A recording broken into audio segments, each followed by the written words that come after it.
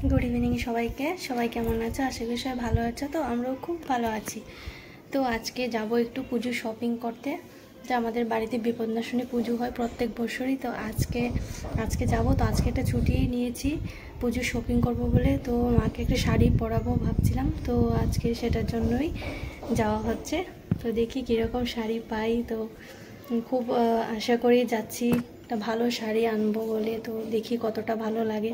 তো অনেক সময় কি হয় ভালো শাড়ি আশায় গেলেও কিন্তু অনেক সময় ভালো হয় না। তো দেখি ঠিক আছে টাটা। সবাই যাচ্ছি, শাশুড়ি মা শ্বশুর আর আমার মেয়ে সবাই যাচ্ছি। দেখো এই হলো হাই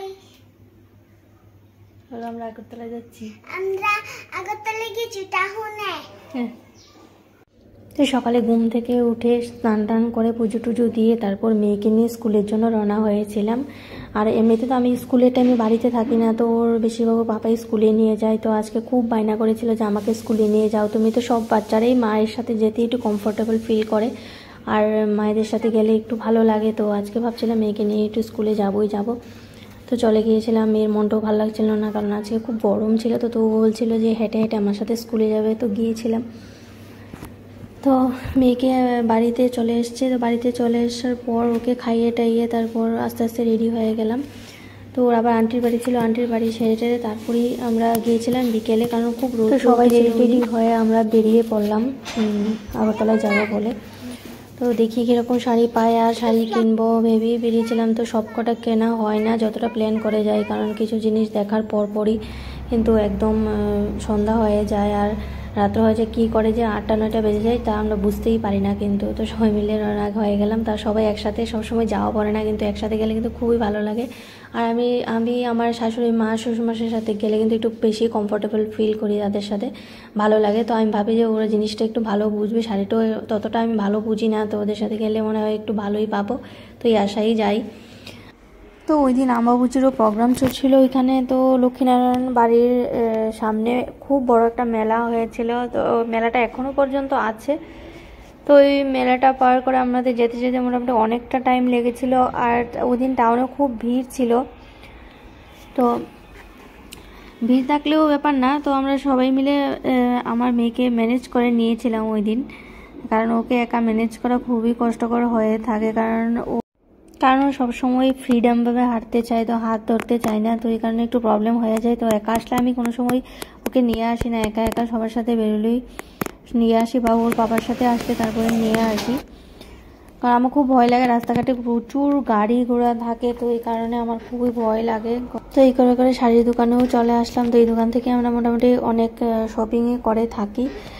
আর এই দোকান থেকে আমরা সবসময় ঠাকুরের জন্য কাপড় কিনে থাকি। তো ওখানে এসেছিলাম। তো যারা যারা পুজোর উপোস করবে তাদের জন্যও নিয়েছিলাম শাড়ি। তো অনেক শাড়ি হয়ে গিয়েছিলো ওই দিন। তো যেটা ভালো লাগছিল সেটা সাইড করে রেখেছিলাম, আর যেটা ভালো লাগেনি ওটা সরিয়ে দিয়েছিলাম। আর তো আমি মার জন্য যে শাড়িটা নেব তো ওইটা সিলেক্ট করতে করতে একটু টাইম লেগেছিলো বেশি, কারণ কোনটা নেব বুঝে উঠতে পারছিলাম না। কারণ আমার বাজেটের মধ্যে থেকে এটা খুবই কম ছিল। তো আমার কাছে একটু কনফিউজড হয়েছিলাম কি ওইটা কীরকম হবে, ভালো হবে কি না হবে। তো ওই কারণে আর কি একটু টাইম লেগে গেছিলো। 2-3 ঘন্টা মোটামুটি ওই দোকানেই চলে গিয়েছিলো। তো হঠাৎ করে আমি ভাবছিলাম একটা কুর্তি কিনবো আমার হাজব্যান্ডের জন্য, পুজো উপলক্ষে আমি একটা গিফট করবো। তো গিয়ে দেখে ভালো লেগেছিলো কুর্তাগুলো। নতুন নতুন কুর্তির কালেকশান এসেছিলো, তো একটা নিয়ে নিয়েছি হঠাৎ করে। আর আমরা প্রত্যেক বছর বিপদনাশিনী পুজোর জন্য কাপড় চোপড় কিনে থাকি ঠাকুরের জন্য। তো ওই দিন নিয়ে নিলাম। তো শাশুড়িমাও সাথে গিয়েছিলো। তারপরে আমি ভাবছিলাম না আজকেই নিয়ে নিই তো ভালো হবে।